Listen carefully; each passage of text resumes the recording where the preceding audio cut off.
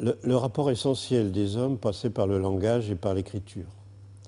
On le voit d'ailleurs dans le film de Raymond Depardon sur le langage. Or, aujourd'hui, l'image l'emporte sur le langage et sur l'écrit. L'écran domine l'écrit. Le politiquement correct, qui correspondait au langage, qui correspondait à des formules, qui correspondait à des discours, à l'oralité, les grands tribuns, etc., est remplacé par le look, par l'optiquement correct. C'est-à-dire que quand on regarde Obama ou quand on regarde Ségolène Royal, pour prendre deux personnages, ce sont des top modèles. C'est-à-dire qu'ils sont magnifiques dans leur image, pas simplement pour des raisons de non-racisme, mais pour des raisons de look. Ils sont des top modèles du discours politique. On avait déjà ça avec Kennedy et avec sa femme. Or, aujourd'hui, c'est devenu un événement général. Le look l'emporte sur le contenu. Le grand orateur, d'une certaine façon, il n'existe plus. Quand on voit Sarkozy, par exemple, c'est d'autres qui écrivent ses discours.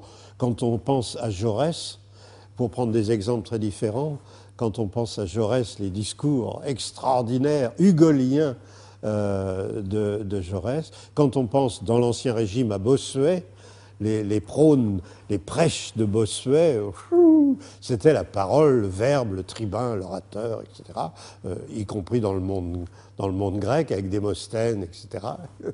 Là, maintenant, l'écrit dépend d'experts, de plumes, comme on dit, pour ne pas dire de nègres, et ce qui compte, c'est l'image du personnage qui doit être extraordinaire. C'est un phénomène de conditionnement et même d'hallucination. Il y a une drogue des yeux qui passe par l'électronique, qui est passée par le cinéma et qui maintenant est liée à l'électronique, qui vient compléter la drogue chimique. On peut dire qu'il y a un phénomène hallucinatoire qui est lié à l'optiquement correct. C'est-à-dire qu'on peut arriver à corriger l'opinion d'une population simplement par la nature de ce qu'on lui présente au regard, indépendamment de son contenu. On le voit d'ailleurs avec les phénomènes terroristes. Les phénomènes terroristes qui n'ont pas de pouvoir réel ont un pouvoir, c'est celui d'apparaître à l'écran. Ils apparaissent à l'écran et ils fascinent le monde entier. Il y a donc un pouvoir de l'apparition au sens quasi religieux. Hein, c'est pas simplement l'apparition de Lourdes. Là, c'est l'apparition du World Trade Center qui s'effondre. Donc on voit que notre société ne sont plus tant des sociétés d'opinion que des sociétés d'émotion. L'opinion était liée, avec la révolution industrielle, à la presse. On standardisait les produits, mais on standardisait aussi les opinions. C'est là qu'est née la presse d'opinion. Or aujourd'hui, on synchronise les images, et donc la puissance de conditionnement ne concerne pas tant l'opinion, c'est-à-dire le rapport à une vérité ou à une erreur, que l'émotion que l'on ressent tous en même temps. Savoir qu'on ressent dans le monde entier la même émotion parce qu'il y a eu un tsunami dans certaines îles ou parce qu'il y a eu l'effondrement du World Trade Center, c'est un pouvoir considérable. C'est un pouvoir de la vitesse. Et effectivement, si le temps c'est de l'argent, la vitesse c'est le pouvoir. Il n'y a pas d'acquis sans perte. Quand on utilise un moyen nouveau, on bénéficie de sa nouveauté, de sa puissance, mais on perd ce qu'on avait précédemment. Donc la question d'Hannah Arendt, c'est de montrer que le progrès a son avers, c'est-à-dire son contraire. Le développement de la voiture automobile, par exemple, a été un merveilleux progrès au niveau du déplacement individuel par rapport au cheval, par exemple, ou par rapport à la diligence. Mais on a perdu le cheval. Le cheval est resté cantonné au champ de course ou à quelques riches familles qui avaient les moyens d'avoir une écurie. De même, quand on utilise Internet, on perd le livre dans ce que le livre a eu de déterminant dans la mémoire de notre société. En plus, c'est un support solide pour l'avenir, alors que les moyens nouveaux sont bien plus performants. Je pense au livre électronique, mais la durabilité du livre électronique, je pourrais remonter plus loin en parlant du marbre.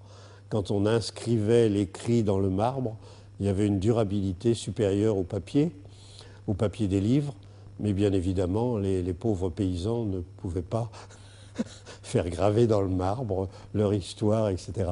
Donc je crois qu'il y a une propagande du progrès qui a nié les dégâts du progrès. Bon. Ce ne sont que les accidents qui nous révèlent, je dirais, l'envers du progrès. Quand un train déraille et qu'il y a des centaines de morts, on s'inquiète parce qu'il y a eu des morts. Mais ces morts étaient en puissance dans le train, dans l'avion. Ils étaient là comme une possibilité catastrophique qui accompagnait le progrès merveilleux du train ou de l'avion. La Terre est trop petite pour le progrès. La rapidité des informations, la rapidité des transports, la pollution de l'environnement font que la Terre est trop petite. C'est la notion d'empreinte écologique. L'empreinte écologique montre que si tout le monde vivait comme les Américains, il nous faudrait 3 ou 4 terres. D'où la recherche de planètes exotiques qui permettraient d'une super Terre, comme on dit, qui permettrait de continuer le progrès tel quel. Il y a donc une limite au progrès qui vient des capacités même du monde. Le monde est trop petit pour le progrès. On peut même penser en ce moment qu'il est aussi devenu trop petit pour le profit instantané, le profit à court terme. Le crack, le grand crack, ce qu'on appelle un accident systémique de la bourse en ce moment en est la preuve. Le pire, ça serait de ne pas comprendre cet état des lieux en faisant que le monde serait aussi trop petit pour nos projets. Ça serait le nihilisme absolu. Le progrès aurait rendu le nihilisme présent. Je ne suis absolument pas désespéré. Au contraire, je suis extraordinairement intéressé par la tragédie du monde.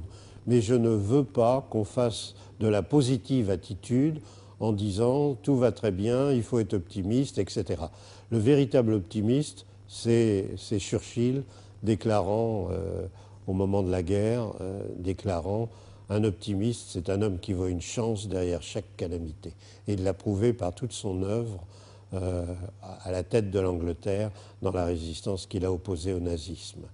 Donc moi je suis un optimiste comme celui-là. Je suis profondément excité par la gravité des temps. Non pas parce que je me réjouis du malheur, mais parce que j'essaie d'espérer une autre vie, une autre façon de gérer le progrès. Je ne crois pas à la fin du monde. Je crois même qu'il y a, à mon avis, des gens qui exagèrent beaucoup en ce moment. Je crois qu'au contraire, nous allons réinventer une pensée universelle, et même une université. Mon dernier livre s'appelle « L'université du désastre », c'est-à-dire qu'on va ressusciter une université pour étudier tout ce qu'on vient de dire là, c'est-à-dire les dégâts du progrès. Ça existe, ça s'appelle le crash test. Dans toutes les entreprises de haut niveau où l'on met la vitesse en œuvre, la SNCF avec ses TGV, AGV, etc., l'aviation, etc., les voitures, etc., on fait des accidents, des crash tests pour analyser les catastrophes du progrès. Et moi je dis il faut faire ça avec de nombreuses disciplines dans une nouvelle université qui analysera tous les dégâts du progrès pour éviter d'y remédier. Il y a là au contraire une espérance fabuleuse. Et ce que je ne comprends pas, c'est ceux qui justement dénient cette intelligence face à la catastrophe. Quand on a créé l'université au début de l'an 1000, peu après la grande peur de l'an 1000 d'ailleurs, on est en l'an 2000, on l'a créée face à la barbarie. C'est-à-dire que des hommes qui étaient des Grecs, des Romains, la pensée gréco-latine, la pensée judéo-chrétienne, arabe, se sont réunis et ont créé l'université, à Bologne, à la Sorbonne, etc. Ils ont créé ce qui allait devenir la civilisation, la pensée universelle, à partir de la barbarie, à partir des grandes peurs, à partir de la catastrophe du monde de l'époque. Nous, en l'an 2000, nous sommes devant une nouvelle grande peur écologique, économique, avec le krach, et nous avons, nous aussi, à innover une nouvelle intelligence de cette situation. C'est au contraire merveilleux. C'est votre université. Ce n'est pas du tout le désastre de l'université, c'est inventer une université pour faire face au désastre, comme les anciens ont inventé l'université pour faire face à la barbarie. Il n'y a rien de plus merveilleux, non? Il faut une complicité face à cette espérance paradoxale.